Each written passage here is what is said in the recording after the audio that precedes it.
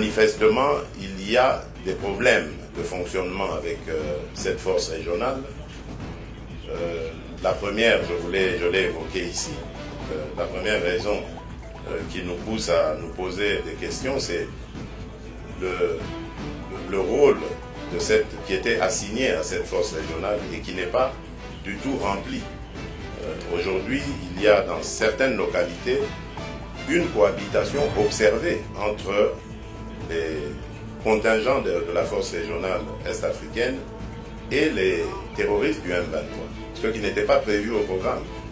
Il était question, je rappelle ici, de contraindre aux côtés des FARDC ces forces terroristes à gagner le chemin de la paix, c'est-à-dire cesser le feu, retrait, cantonnement.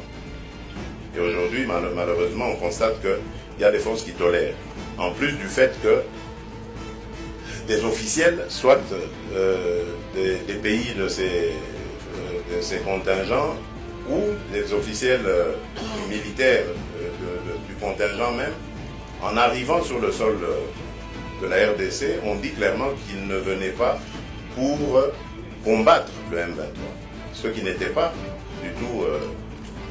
Alors, à côté de cela, il y a le problème du commandant de la force lui-même. Vous avez suivi le général Jeff Nyaga qui a démissionné de manière spectaculaire, nous surprenant tous, et parlant de menaces, des menaces auxquelles il ne nous a jamais fait part. Pourquoi il ne nous a pas fait part de ces menaces, lui seul le sait.